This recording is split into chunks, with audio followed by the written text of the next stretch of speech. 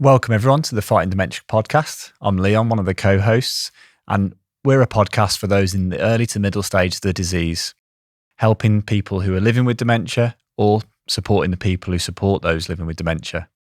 We're here to talk about behaviour change, how you can live well with dementia, and help you on your own journey. And I do this alongside my co-hosts, Fran and Tom. Hi, I'm Tom. I was diagnosed with dementia 8 years ago, and I do this podcast to try and help. If I can help just one person by doing this podcast, I've done something good, and I really enjoy this podcast. Hiya, I'm Fran. I was diagnosed 5 years ago with mixed dementia. I've got vascular dementia and also Alzheimer's. I'm here to help you navigate through your dementia journey. Welcome everyone. Pleasure to have Fran and Tom with us. Hello, everybody. Hello. I was missing last week. Yeah, we missed you last week. We are going to talk about a couple of things. So we've got Michelle King on later, who is the founder and proprietor of the Cumbria Marnie Centre, which is based here in Liverpool, which would be really nice. That'll be nice. So look forward to that. And we are also going to talk about, last time since you were on, Fran, you bought a dementia cookbook. Yeah. I did, yeah. How was it? It was okay, but it wasn't for me in the aspect that it was more for, well, it was for me. That's the wrong thing to say. But it's more for Frank and how to, we can cook together and how we can do things together. And was it more for someone maybe later on? Was that the thing? Yeah, I think so. Yeah, because it was good enough, for the recipes and things, but it's not something that I'd do right now because... Yeah, so we've got a photo of what the book is, which we will put up, but you haven't got it right now. Sorry, no. I'm looking over it, yeah, but we will add it as here's a little photo of the book. And what we said is we're going to buy a couple more and just try and bring them in next time and review them. It's good to work together with if, we wanted to cook something. It's good for Frank would teach the recipes me you weren't what to say. Because you were more interested in the recipe side, weren't you, in terms of... Yeah. Because we'd had a big chat, Tom, when you weren't here, about Fran had found this dish, which was what was it? The whipped feta, was it? No, whipped goat cheese. Oh, no, it was, I'd gone out and I'd had goat cheese and something that was really nice for me. Was it like red onion marmalade or something? Yeah, like and that is marmalade. Nice, lovely. Yeah, it was lovely because I don't have a good sense of taste. We'd had a big chat about the sense of taste and all that, and we said, there must be dementia cookbooks. You found some online, ordered one. It wasn't quite what you were looking for, No, we're going to order a couple more. Okay. Yeah. Have a look, bring them in and see. Because I know you've mentioned about having to put chili flakes. You asked for. Yeah, definitely. We went for lunch before, and Tom straight away asked for Tabasco sauce. Yeah, you have some taste, haven't you? Yeah. So I think that's what we're interested in, is exploring a little bit more about what foods are out there, like what you'd had when you were out. Yeah. About what cooking you can do to maybe get more pleasure out of food, and at some point. Luckily to say, Marion's coming to help us with a bit of admin and production. Yeah. So that we're a bit more... She did say 2 hours isn't enough. No, that is true. Organising me will take a lot longer than that. But just on the podcast side, we will get there. And we're also going to make the episodes a little bit shorter, aren't we? We had a full-on production meeting, didn't we? Yeah, we did. Professionals today. Yeah. Well, I've forgotten most of it. Because some people find luckily, Marion was there and she's took a lot of notes. Yeah. Some people find it, we were asking people and they said that it was a little bit too long. Yeah. And especially if you're caring for somebody. Supporting somebody, you can't... You've put me off now. You can't go back to it once you've left it. Yeah, and you might be busy, and then if it's an hour and 20 minutes, it's not easy to find an hour and 20 minutes. No, especially if you're looking after somebody. Yeah. So we're going to try and keep it a bit shorter and a bit sweeter, like 35 to 40-minute episodes. Yeah. And then the other thing to touch on briefly was what we were talking about last week, which was not cookbooks, but it was the stickers. Oh, yeah, we've got them at home. Yes. Yeah. So how's that been for you? Fine. I mean, I can know where the wine is now anyway. Stickers there. No, I've got like Marion said, she's got some on the door for our son to put his keys away. And I know there's one on the door with water on it. And we went and bought a load of water yesterday. So I will be drinking lots of water. Okay. And have you noticed a time where having a little sticker in a certain place has reminded you to do anything yet? Well, take my phone, take my keys when I go to work. Otherwise, I'll just forget them. There's a note on that. Note's been there a while, see, because it's gone faded now, but I know it's there. It says, take your phone, take your keys. And then there's another one that says, drink water. Fantastic.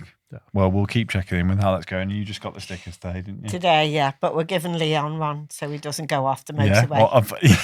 Yeah. So we were talking Stick about it on his steering wheel. On average, about 3 or 4 times a year, I'll miss a motorway turning because I'm busy in my thoughts, and there's probably some ADHD. Well, aren't you supposed to concentrate on the road when you're driving? Well, yeah, that's true. Yeah. Well, exactly. I mean, I'm not crashing. He's I'm just concentrating, aren't you? But Marion's the same. She's always fiddling when she's driving. So yeah, I'm going to stick one in my car to remind me to remember, like, to think, where am I actually going? Yeah. So yeah, we'll catch up on that. And what was the other thing? So yeah, you had a cataracts. Yeah, I mean, I done it operation on Thursday, and I can see now. And you were saying that, you know, you're kind of desperate to get back to work. I am. I'm off. I'm supposed to be off for 2 weeks, but I just can't handle it. So I've messaged the boss this morning. I think can I go back early because I'm just bored senseless at home. Because I don't see anybody once Manning goes to work. And it's a hell of a long day. Yeah, and you'll have to be careful though. Sorry, Leon, you'll have to be careful though about what you do and what you don't do with your just lean on my mop for a bit. It's only a bit of shoving a mop around. Yeah, but you do have to be careful with that because you don't want to dislodge anything or get it done again, no? Yeah. We get the other one done next year. It was interesting that it had come from you where you're like really keen to get back because it's that routine. Well, it is. I mean, I get up at, like, say, 7:15, get up, sort myself out, go to work at 8:30, in work for 9, finish at 12 and I'm home. And that's a great day. I enjoy just doing that, being with people. It's my routine to get up and go. Because you'd said about like your days in your mind are like, Monday, I'm seeing friends in town. I see all my friends, Tuesday, I'll see my daughter if she's free on that day or depends what day she's off. And then Wednesdays, I'll come and do the podcast. Yeah. Thursdays is my house cleaning day. So I know that for me and Frank. And then Fridays we get Daisy and I might go out in the morning with a friend or something like that. But I've always got something in my diary that I know I can do. Yeah. And if I can't make it that day, I can't. But I've always got something planned. Yeah. And I do something because I like going on the bus and doing something, just interacting with people and just feeling normal because that's something you don't always feel, is it, Tom? No, not really. I like going on the bus as well because you meet loads of weird and wonderful people, don't you? Yeah. Yeah, nice people on the bus. You were saying people, that, was it recently you've been just hopping on the bus? I get on the bus in Ellesmere Port, get off in Liverpool, wait for the next one and just go back home. Just because I like going on a bus. Yeah. And is that because you haven't been in work? You got a bit like to fill the time a bit? Oh, yeah. So. But hopefully I'll be back soon. It's just being out in the fresh air, isn't it? And just walking somewhere or just being amongst other people. Absolutely. Well, that's it. Social isolation and loneliness is not good for anyone's brain health. And that's one of the worst things you can have, that social isolation. Yeah. I like my own time, but I like it at my choice. Yeah. Well, that conversational side is what Dr. Ivan had said about how important it is for the brain. Yeah. So, I think super important. Cool. Well, on that note, we'll have a little short break and we'll invite Michelle in. We really hope you're enjoying this podcast. We want this to be one of the best free resources for any family affected by dementia. With your help, we can build the biggest community in the world for supporting, guiding and comforting everyone who faces cognitive issues and the people around them. So please hit that subscribe button or share it with someone who needs it.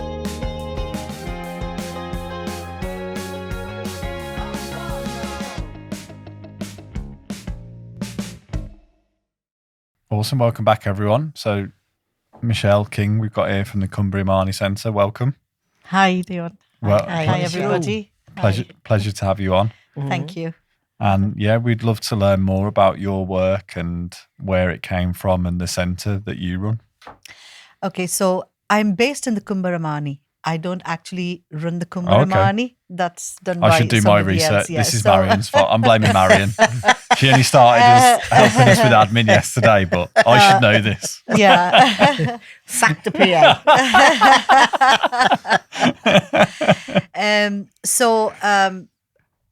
I'm a nurse and I have been for the last 35 years and have been here in the country for over 24 years. Yeah. My initial background was I'm a neonatal intensive care specialist nurse, and that was what I did when I was much younger.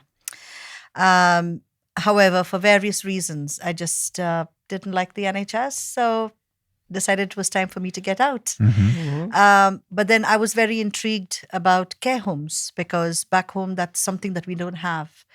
Our culture is very different and our communities take care of their own. What culture is that? India. Okay. So from India. Yeah. So I think, like myself, many ethnic communities, that's how life is. You just take care of your elderly. You take it in turns. We were talking about this at lunch, weren't we? Yeah. Because I worked with one of my colleagues. His family were Indian but lived in Dubai. And we were working on dementia. And he said, well, dementia doesn't exist in India. Yes, very true. And I think having gone into care homes and getting very intrigued by that, I then went on to start managing care homes. And I did management of care homes for over 20 years, predominantly with people with mental health, isolation, and the elderly. And I think the reason that I was very intrigued but more passionate about that was I have a lived experience. My granddad had dementia, but nobody knew. So back home, they referred to them as they're off their head, become a madman. And all it was, my granddad's long-term memory was very much intact, but his short-term was absolutely short. So he would wake up at 4:00 because he worked in the coal mines and he was a miner and he was a really good miner. So he believed he had to go to work. Yeah. He worked all his life. But the family, to keep him safe, would lock him up and say, you can't get out, or he'd disappear and then people have to go looking for him. And it just kept the same phrase, oh, he's gone off his head, and that's what it was. But having come here and learned, dementia was something that became very, very close to my heart. Something I wanted to get to know more about, something that I could understand and relate to exactly what this illness was. Having managed care homes, like I said, for over 19, 20 years, I saw firsthand the devastation for people coming into care homes with dementia. Care homes are great, but for when the time is right, and if they've got physical health needs and other problems where somebody is totally dependent on that kind of care. Whereas people with dementia were actually physically very, very fit. It was just an illness of the mind. And I started thinking about this, and actually people can live well with dementia. But in days gone by, I think it was a stigma that people didn't want to get a diagnosis due to fear and apprehension that if they had a diagnosis, their loved one had to end up in a care home. And that was the only support. You get given a diagnosis, what then? There's no one to talk you through, to guide you, to take you on that journey. And then equally, apart from the person living with the illness, because of the lack of the right stimulation, engagement, interaction, more than medication, it's an illness of the mind that just needs mental stimulation, the right stimulation, the engagement, the fun, the laughter, to live well, to be yourself, and remain within the comforts of your own home. I saw people coming into care homes losing assets to pay for ridiculously high care home fees that were not fit for purpose. I saw couples that were married for many years having separation anxiety, one or the other ending up either in a home or in different homes themselves.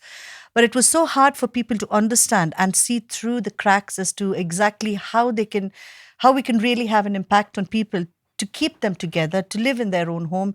These are people who could still be very well integrated in the community. They are not ready for an institution or to be locked up. The sad part is, even today, we get a lot of lip service. Oh yeah, dementia's there. How many people with dementia? They're in the millions. There's research. And what? What are you doing about it? why can't things change? You go to a hospital, it is not user-friendly. It is not dementia-friendly. You have rooms or consultation departments, cardiology, cancer, diabetes. Yes, they all need to be taken care of, but so does dementia. When is the government, the NHS, and everybody going to start doing something about it? Everything comes down to money. Everything comes down to, we don't have the funds. Where are the funds? If you utilize things in a more constructive manner than having an hierarchy of people above and above and above to report to, you can really do it. I got tired of asking people, and then managing homes as well. You're always at the mercy of the people who own the business. They're in it for the profits, not for the passion. And when you have passion and you could see staff working really hard, people who could do with a lot more activities in a home, rather than just advertising and marketing you're a good home, what else could you do? I got tired of it. And then I decided that I wanted to do something totally different. I guess my motivation and drive comes from my parents, my dad more so. Unfortunately, I lost my dad about 7 years ago. And he was one of these people in the community. He always was there for the vulnerable, people who didn't have enough. Back home, many people like myself have left and gone abroad and have made their home somewhere else. So he would always tap into there and say, don't forget people back home. They need your help. So I guess that community spirit and wanting to do more for the community, I think, is embedded in me. Yeah. And that's when I decided to I did some research and set up my own first center in 2018 in Crosby. I was tired of approaching people and saying, could you help me? The first thing was, we don't have money. So I decided I'll do it myself. So you set up the first what, sorry? The first center. The first dementia center. Okay. And initially I did call it a dementia center because I was on a journey. I wanted to engage with people and I wanted to learn their lived experience. And then very soon I changed it from a dementia day center to a social club. Because to me, I believe that people with dementia, you see the person before the illness. They're not somebody they're not people who don't have capacity. They're not people who don't understand what's going on. Treat them as individuals uniquely for who they are. Give them the autonomy to make decisions. Give them the ability to empower them to say they are members of a club rather than the downward spiral spin of the negative impact of being a day center. They're not ill. They're just coming for interaction, prevent social isolation, new companionship. So some of the things that I set up and in my clubs, I don't have just one room. I have several lounges. So we have a ballroom, we have a sports bar, we have a cinema lounge, we have a reminiscing lounge, we have a mini gym. And by the way, we also have Clockingham Palace because we have birds, we've got chickens and ducks, and they absolutely enjoy it. Amazing. What haven't you got? Yeah. Tom, what do you reckon? Do you reckon Michelle's speaking sense? Yes. I thought you might say that. Like you said, there's nothing out there. Yeah. You're all treated as, I don't know, you've lost something, but you haven't. You're still you. You just got an illness, that's all. Exactly. And Yeah. you're just the same as everybody else. You're a little bit wired different, that's all.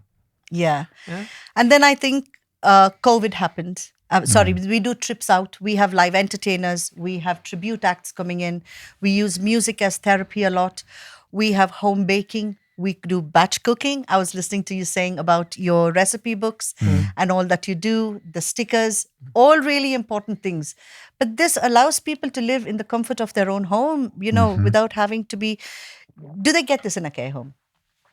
Would there be stickers around? No. Would there be cooking sessions around? That's the question. People's individuality and the uniqueness of what they like to do with their hobbies is stopped. They just have to go with the flow, and that's not compatible with their illness. This is what we've been discussing over the weeks, isn't it, about behaviour? Yes. And as you say, and I think we all recognise it, Marion, as well, and people just don't see the other side of you. You just say you've got Alzheimer's or you've got dementia or you've got Lewy bodies or you've got different types of dementia. There's that many of them. Yes. And I think the thing is that people are so uneducated about what behaviours to use with people who have dementia. And we had a lady on, Rosie. I don't know whether you know Rosie. She's Rosie in the, Whittington from yeah. Rosie. Me too. She's very like you. Yeah. She's very positive about the idea of treating people Yeah. as individuals and who they are, what they are, and, you know, what they want to be. Because you can still want to be something even though you've got dementia. Of course. And why not? Anything in that, you know, that phase that you're going through in your life. So, but, you know, Tom and I and everyone else would fully agree that, yes, we have got something wrong with us. So, I mean, but we're not. Yeah. It doesn't mean to say we should be put on the back burner. Yeah. And that's amazing to think there's something so positive out there. Yeah. Because you just look at dementia. I don't know how many people you have who come who've got young onset dementia. I do. Our youngest is 53. Yeah. And we are seeing younger people being affected by dementia as well. Yeah. Now, this was well known a long, long time ago. Yeah. And we have great societies who say that they champion that. Why wasn't anything done about it? Yeah. But I think the bigger picture here is, whilst the person, we focus with the person with dementia and the illness and, you know, treating them as individuals, you look at them for who they are. But very often the carers get forgotten about. And I think that's what we always they say. are the lifelines. Yeah. They are the lifelines. And I think course. COVID taught everybody a huge, massive lesson. Yeah. Well, whilst the government brought out their, you know, all the rules about shielding, they didn't realize that carers were shielding alone. And carers could be as old, if not older than their loved ones, having their own challenges, their own illnesses. But when they were locked in that home together on their own, who thought about them? You know, many times someone will ask, oh, how is Mr. Bloggs? They forget to ask Mrs. Bloggs, how are you doing? That's so important. We always concentrate on that, don't we? Yeah. The fact of carers because, or support workers. Supporters, yeah. Yeah, or, you know, their age is it, you get young supporters. Yeah. You know, which is a big worry. Yeah. That you've got young people. Yeah. Having It's to take care such a of someone. complex issue. Yeah, isn't it? very complex. Yeah. But it does need addressing, like you say. Yeah. And how do you, how does the centres that you run think about the carers, as you call them, supporters? So we have done quite a bit since that, because we talk to the community. I think the way, the way we deliver our services, we ask, you tell, we deliver. So we are looking for those gaps that people are struggling with. So carers have told us it's fine. They come here from 9 to 5. But when we go home, who do we turn to? Yeah. Everything is closed unless we end up in the hospital in an emergency, waiting 16 to 28 hours, and we are still there and nothing is done. We might as well be back at home. So then I introduced a free 24/7 crisis line. So from 5 in the evening to 8 every morning during the week, for the members who use our services, I become their lifeline. Over the weekend and bank holidays, we are open 24/7. So they could call us up. And sometimes the challenge is, you know, when they're dealing with the crisis, they can't think. Do they help and support their loved one? Yeah. Who do they call? What do they call? So when they have me as their lifeline, I will answer the call. Doesn't matter what day or time it is. I would get them the help. We'll call 111. People need to understand as well that when they call 111, if they've got somebody with dementia, they say we're triggering the UCR dementia 2-hour call out. So someone with dementia must get a call out within 2 hours from the triage team. That's what's supposed to happen.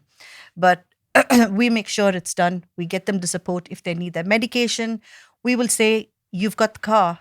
Can you deliver the tablet to the house? Because it's 2 a.m. Or if you don't have it, where's a 24-hour pharmacy? Guide us. So we'll make sure that they're relaxed, the loved one is okay with them, and we get them the help. How are you funded for all of these amazing things? If we only think about funding, Leon, then that's not passion. We do have a membership fee for our members who attend. Yeah. And we have a great team of staff. We do get funding. We apply for grants. We're not always successful because I'm not a bid writer. So I look for assistance from people to try and help me to write funding. The National Lottery support us a lot. Amazing. So they through getting funding from the National Lottery, we are able to run these these kind of projects. We started it as a project, and 3 years later, we are still doing it. And you've got one centre in Crosby. And one centre in Liverpool now. In Liverpool. Yeah. Could I ask you around about, you're talking about the cultural side, Indian people dismiss the idea that someone's got dementia. Is that still prevalent in this country? Yes. In those communities. In those So, communities? 'Cause yes. there's other cultures as well, isn't there, Yes. that deny the fact that they're parents. So how do we... So I'm working. access That's that? the reason why I opened my second center after doing some consultation bang in the middle of L8 in the Kumbaramani Center. Oh, yeah. So my group of people and my center in Crosby is suitable for the white local British people. Yeah. Memorabilia, trip down memory lane, music, and everything relating to days gone by. It's a very white center. It's a British center, and we enjoy doing it. But seeing the challenges can't that leave even people behind, can you? Coming from an ethnic community myself, I Yeah. started doing lots of work in Liverpool to find out. Yeah. There are pros and cons. So 2 ways to look at it.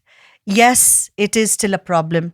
It is still a stigma. People do not want to say that it's, their loved ones got dementia. Yeah. Culturally, some believe that they're paying for their sins of the past. This is the way they pay for it. Jesus. Because before they pass What away. have you been up to in the past? Yeah. So these are all the things, the religious and cultural influences that are there.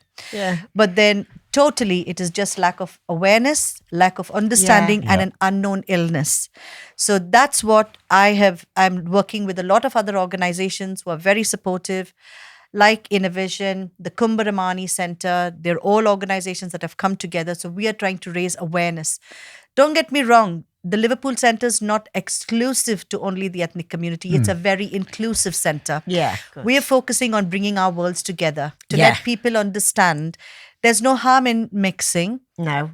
If you have an illness, so do they. Yeah. But come together, share each other's worlds.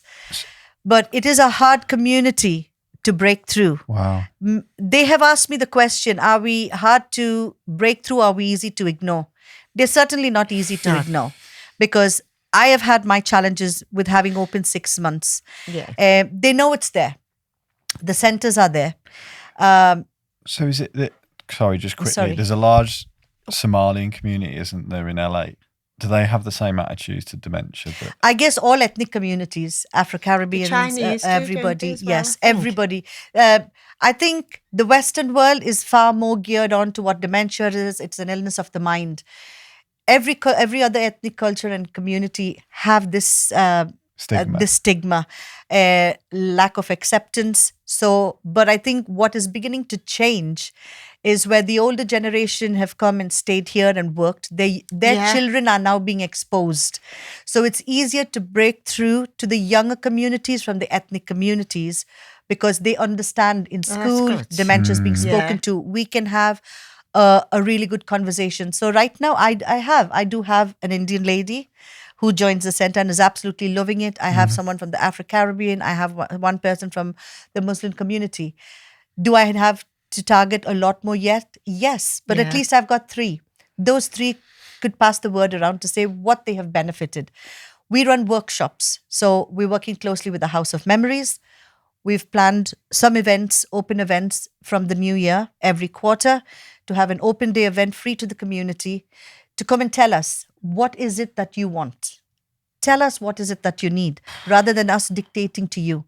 We know what we can do with our local community, the white British community. They understand dementia. The families understand. There is awareness, although there are challenges because there's no support. There's no support out It's there. a huge challenge if within a large family, there's people who want to deny it or not acknowledge it. Guilt. 100% in these communities is guilt. Not that it doesn't happen. You see it even in the white communities. They want the help, but they're like, oh, I couldn't. I wonder how my mom or dad or how my husband will be. I mean, if it was me, would they have done the same? And then you have to explain to say, the reason you need to get help and support is because you don't want to burn out. There's only one of you.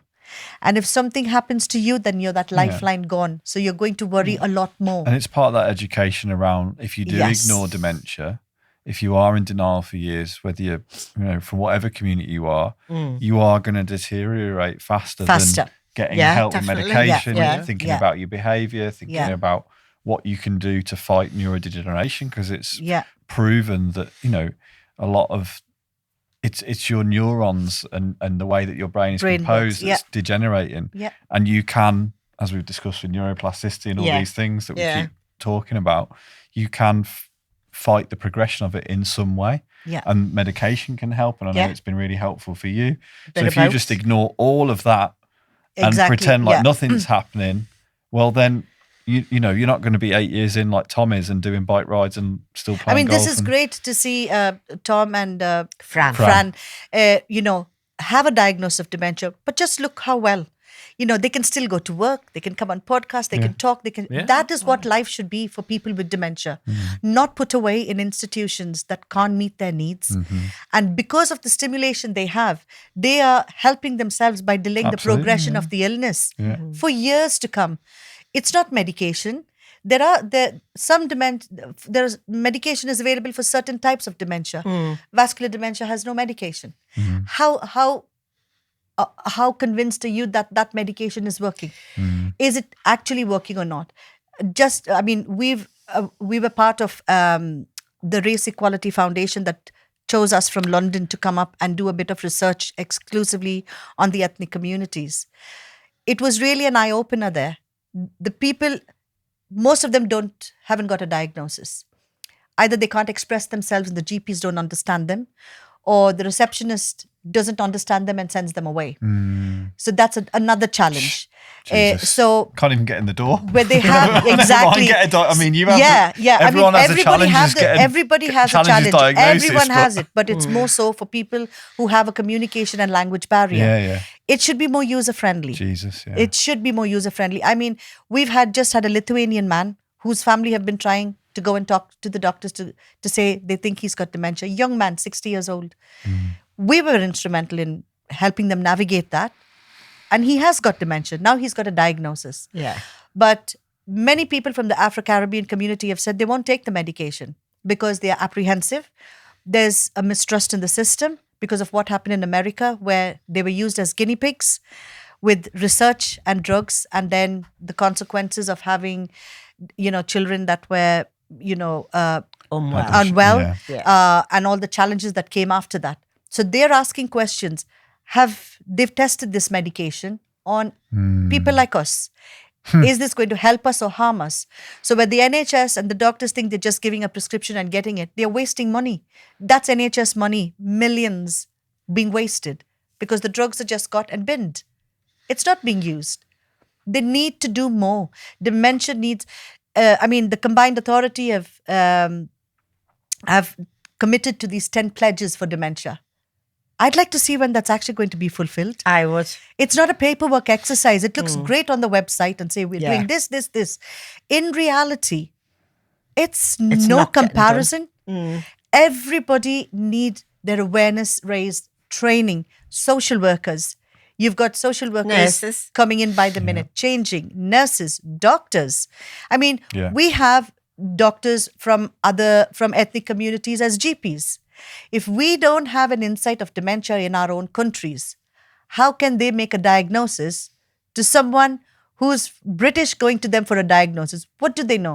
Can they definitely prove that dementia has taken precedence? And it's not just online training. How much awareness have you raised in that community? It's the key people, the key contacts, ambulance, fire, everywhere where vulnerable people are getting exposed to, where they have the first access. How much awareness? We're doing intergenerational projects with schools just to allow kids to understand. If you see someone in the supermarket and they are, acting a bit not like you'd expect, don't mock them. They could be having dementia. So this could be your mom. This could be your dad, your grandparents. When exactly are you running for Prime Minister? When's... That's the first time I don't think I'd even bother. I've just got my own avenue, and as long as say the first time I met somebody who can talk more than Fran. I've tried to get in a few times. I don't know why me and you were taking here. a big role. The funding is great when it comes in, but if you want to see a difference, you've got to be very instrumental in being that person to be that change. It's not all about money. That. Yeah, absolutely. If you're prepared to give off your time to a cause that you're passionate about, and if you've got people around you who are willing to support you on that journey, to show that level of impact and help people to live well with dementia and their carers and have a party. Do you know what I mean? Why not? We're always having parties. We've got a Halloween party. We've got, why can't they have a drink? They can't. Well, they can do everything that they want to. Stop taking away their decision making. Give them choice. Allow them to be themselves. Act in their best interest, but not by telling them off. Talk to them. Ask them. And it can be a challenge, especially when they're a little bit in the advanced stages of dementia. But if the carers are given the right guidance and support, they will know how to handle it. For example, someone gets out the door and they're walking, rather than say, "Oh, come in, Mom, you can't go out, come in." "Mom, where are you going?" "I'm going to London." "Oh, really?" Yeah. "Which way are you going?" "I'm going left." That's all. I'd like to join you. That's all training, isn't it? Can we go in and get a coat on so I can come with you? You'll get them to come in easier rather than getting resistance out on a street. Yeah. I think when we're talking about people being aware of dementia, like you're saying about GPs and even within your ethnic communities, no one seems to be interested as such in, lots of people do, but in the medical profession, it's just an old person's disease, and it's the finished, very dismissive, basically. Dismissive attitude. So, as you say, even people from your own ethnic groups who are doctors and people that they're not making themselves more aware. It's not a physical disease. It is in some areas, but it's a mental disease. And people getting diagnosed, they've got no idea of how to diagnose someone with dementia. And there's, like I said before, there's that many types of dementia. Like you said about vascular. Well, I've got vascular and Alzheimer's. So mixed dementia. So fortunately enough, I'm getting tablets for my Alzheimer's. So it was like a double whammy for me, really. I call it me buy one, get one free. Because that has give me another opportunity with the medication. And Tom's the same. I've got two dementias. I've got frontal lobe one and Alzheimer's. Oh, okay. Yeah. Right. But people just aren't, and the health professions, as you say, they're not geared up to it still, and it amazes me in this era of our lives that it's not taken seriously enough. It can be frustrating, but here's what I say: let them get on with it, and we'll get on with what we need to do. We will become a big community. We will have a voice. We will have steering groups. We will start getting them to listen. I mean, I must say, one of the positive things, having had my center in Sefton for over 7 years, they're just disinterested. Invest Sefton are great. I had my own challenges. But I must say, in Liverpool, the commissioners are a presence. You can talk to them. You can see them. They are interested. They are supportive. They want to do more. Well, they are aware. They are aware that there's more training. And that alone is to be commended, because they are aware. They are aware their training must go on. More training on this, more training on that. They want to know. And I think in that aspect, it is very reassuring. With centres like yours and with Rosie's and we had the doctor, the Tide lady on. Oh, the Tide lady, Yes. Oh my God. Her name has escaped me. Ruth. No. Hillary, thank you. Hillary. Sorry, Hillary, if you're watching. Liverpool is a really lucky city to have dementia in compared to a lot of the UK. And I know Tom, and yourself got so much out of the Sedgemoor group, which that was lucky to exist, because that was off. Yeah. I think because it's it has a lot of people who are. That was because a nurse and a few other people instigated. And there's a culture of caringness in Liverpool, and there's a friendliness to Liverpool that has then filtered out into a lot of support for people with dementia. And I think what we're trying to do through the podcast is speak to people like yourself and Rosie and others, and bottle up all of this stuff, and then work out how other communities, like we spoke to George. Online. He was 11 years since diagnosis, heavily active in all sorts of dementia communities, both with people living with it, but also in his local community around how they need to tackle it.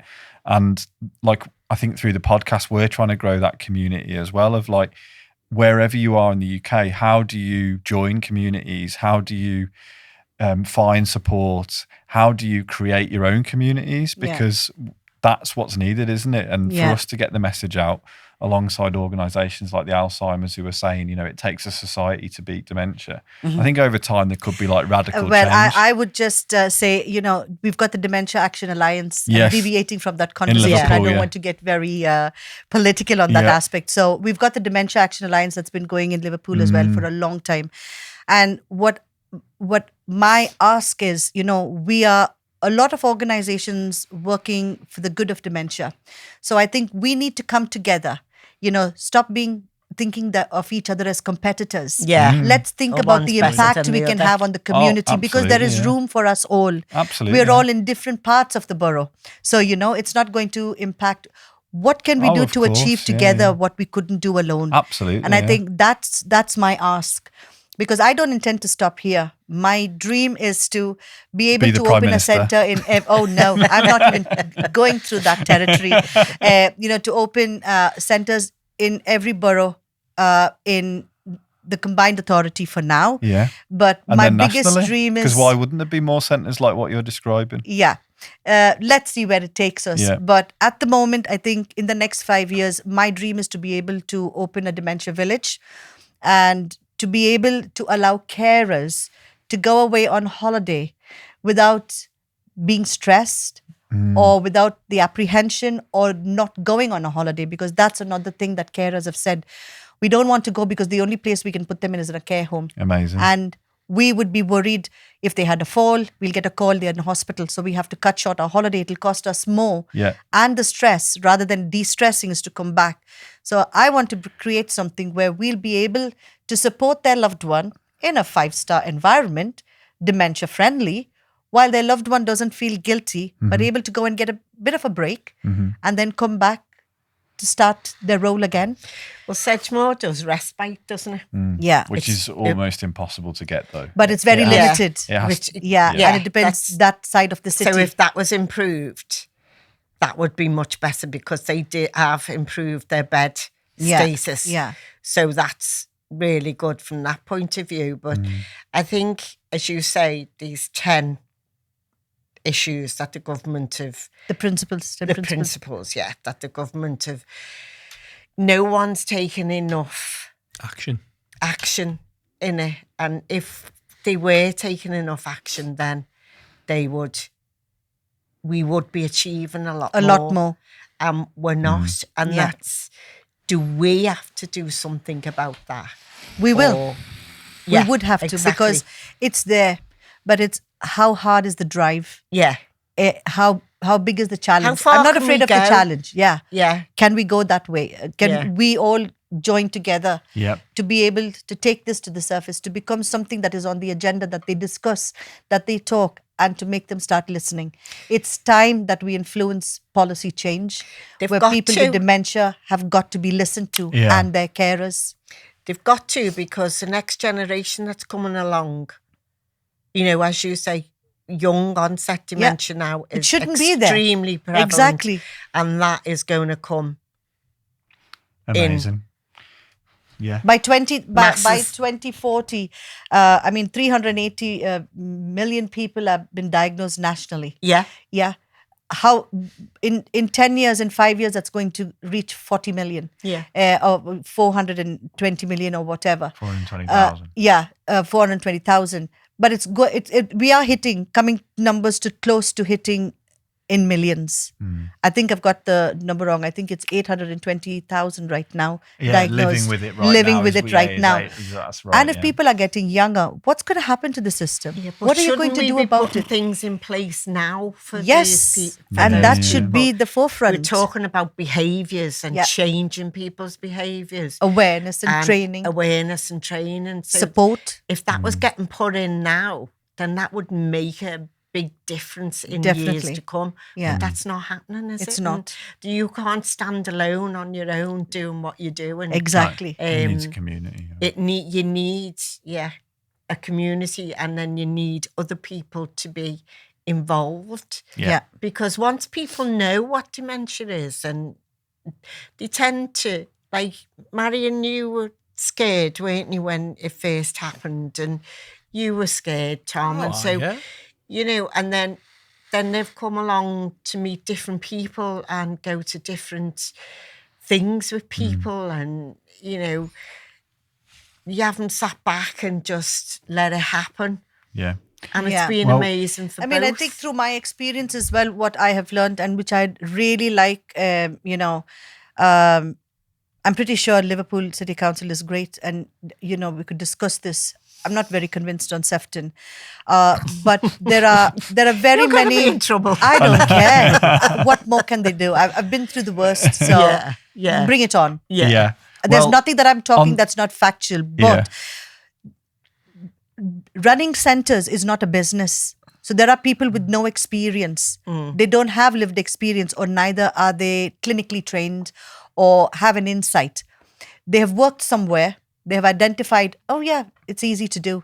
And then they start running it. Rosie said that. This is not just a business for fun to take people's money. If you can't deliver and, you know, give people that impact or the change that the loved ones would like to see, and be able to give them that respite, then have a conscience. Yeah. Step away. Yeah. Really do it if you're passionate about it, or you can really influence that change. Yeah. I think it's been amazing to have you on, and I think that this will be the start of you coming on, because you've been. We need to get you back on, not least because of your insights into the different ethnic minorities and communities that are out there and the challenges that you're facing. We need to hear about everything that you're doing and how it's growing on an ongoing basis, because I think that we've lacked a bit of that insight, haven't we, into different communities. And I think that through what you're doing in Toxteth, and hopefully you saying you've got 3 from different sort of communities, and hopefully next time you come back on, it's 4 or 5 or 6 or 10, and you're learning, and we're starting to help fight those stigmas. We're really keen through the Alzheimer's site. Actually, we had a meeting with someone that you know there, Tatiana, and she's going to help us get some people who are living with dementia onto the show who are from different backgrounds, which I think is really important for that to be seen out there in the world, that people are from a different background, from a different culture, they have dementia, and they're willing to come on a podcast and talk about it. Brilliant. So I think hopefully this is, and I would love to talk to you for another 2 hours, and I'm sure we could, but I think what would be better is well, I wouldn't get you, that's true, but we would love to have you back on in the future. Thank you, Leon. And I think what you're doing is amazing, and we want to learn more, and we will come and visit the centre at some point as well, as you're we are welcome. to do with yes, Rosie. Please do. And see it all in first hand. And I'd just like to say, thanks for all of your efforts and what you're doing. Thank you for having me, and it was lovely meeting both of you. I think you're an inspiration. So and look forward to having you back on and learning more. Thank you very much. Thanks. We'll have a short break there and come back. Tom, what's one thing you'd like to share to someone who's either just been diagnosed or is early in their diagnosis? Don't let it define you. Which is, if you just sit and do nothing, it will define you. You'll end up feeling absolutely useless. And we're not. We're just different, that's all. Differently wired. Fantastic. We're just happy. Well, I'm happy. I don't know. Yeah, no, I am. I am. I'm extremely happy. It gave me, I can't think of the word again, but it gave me that I don't really particularly care what anyone thinks. Oh, now. no. I don't. I wouldn't upset with anyone or do anything out of order, but I just don't let anything anymore stop me from doing something Whereas one time before, I think, oh, I'm not doing that, I don't do this, I don't do that. And, and now I think I just... Well, like doing this. Before I was diagnosed, I wouldn't have done it. Yeah, well... I'd have been really nervous. Me too, yeah. But sitting here talking, and that's all. Yeah. That's another thing people can do if they got diagnosed. Go talk to people. Yeah. There's a thing on the Alzheimer's Society called Dementia Talking Point, I think, isn't it? Yeah. And you can talk to people there. I do it now and again. You just get to know people and have a natter to them. Brilliant. Just all typing, like, you don't talk to them. Yeah. It's nice though, isn't it, to see that other people are the way that you are, and sometimes you can get some benefits from speaking to somebody else and think, oh, well, I might have a go with that, or I might do that, or I might do this. But if you sit there and keep all in your own head, and not spread it around, just talk to people. Yeah. That helps everything. Yeah. Great advice. Great. Bit of a long clip there, but we got there in the end. We did. We talked about this a little bit before, about you getting on the bus and you visiting friends and stuff. Watching that back, what does it bring up for you, Tom? I'm happy. I'm just enjoying myself, to be quite honest with you. And the only thing, all I'm missing now is going back to work. But in myself, I'm really happy. I enjoy what I'm doing, and I enjoy who I am. I love being masked to Marion when she's out of the cupboard. But there you go. Yeah, she's I'm just happy. Amazing. And there's no reason why you shouldn't be happy. Just because you've got dementia doesn't mean you're going to be miserable, does it? Inspirational. And what about you, Fran? What did that bring up for you watching that clip? Same as Tom. I'm fine in the aspect that, I think I'm getting up every morning and I'm still the same. I'm okay. I've had a few changes recently I was talking about before. But I just get up, do what I can, enjoy what I'm doing, meeting different people. And as Tom said, and we've both said, and I spoke, I think it might have been, what's his name, the other day at the meeting. And we were laughing about the fact that sometimes you use it to your, to your own means. Because you can say, oh, well, I've got dementia, or I forgot. And you go, oh, no, forgot that. Oh, really sorry, but you didn't forget. You just didn't do it. And you just sort of... So it's funny as well. It gives you a bit of a different sense of humour, I think. I don't know whether you think that, Tom. Molly says my sense of humour is wicked now. I don't know why. Yeah. I don't think it. You get to the point where you don't particularly care, think about things. Sometimes you say things that you wouldn't even have dreamt of saying at one stage. Yeah. But I know one of my colleagues that I used to work with, she used to say to me, Fran, you have no filter. And I said, I have. She said, no, you haven't. And I think it's got even worse now that I haven't. We had the Sedgemoor group on Saturday, didn't we? And there was different speakers there, and you're catching up with people, from the community. And what made me reflect on from that clip was about the conversation and what Dr. Ivan said about how conversing is like really taxing on the brain, and it takes a lot to converse. And I think you two are talking to all sorts of different people regularly, and that's like hugely important. And just with that conversation with Michelle there, I mean, my brain was lighting up because of her passion and her enthusiasm and learning about new topics and thinking about what she said about Indian families within this country. Dementia will still not be a thing. Yeah. So there must be such a cultural divide, isn't it? And there must be people in this country then that are living with their family that have not gone and got a diagnosis or have got no idea about dementia, or that they have dementia, or that are not seeking out support and nobody else is, because it's not spoken about, which is amazing to me. It's like the dark ages, so isn't it? Well, it's pretty dark that that's actually still a thing. And we think how far we've come on this podcast with learning and seeing all the people that are trying to help people who are living with dementia. But then there's people where their own families won't even necessarily go and seek out support. And it's sad, isn't it? That is definitely sad, yeah. But they're not educated to the fact that it is a brain disease, brain disease, and that's what's sad, as opposed to something that's not good within their culture, that people will see them not being able to talk properly or say something, or that it's for your past sins, the physical thing, which is terrible, isn't it? Wow, I couldn't believe that. Well, put a ducking stool, mightn't you? Yeah, so I think a ducking stool. When you had the witches, that was for nagging women, wasn't it? The ducking stool, Marion, you be careful now. No. Well, I'd like to know what they have for men. Yeah. Well, it's also inspired my thinking around what we can do with this podcast and the community around the podcast to inspire change. And I think that over time, as we keep going and as we grow the community, both people who've been on and listeners, we can really start to think about, how do we influence policy and how do we create change? Because I know you were frustrated and agreeing with Michelle in that people don't take action. They don't. They just, like I said, they'll talk about it. Yeah. Make all the right noises, but nothing ever happens. Or if something is going to happen, it takes years for it to happen. Yeah. Well, it should be doing now. All right. Not in 10 we'll years' change time. that as well. We'll do lots of behaviour change so you can live well with dementia. And we'll also change society. Easy. Yeah. Small goals. Oh, yeah. There you go. 10-minute job, that really, isn't it? There you go. On that note. If we remember.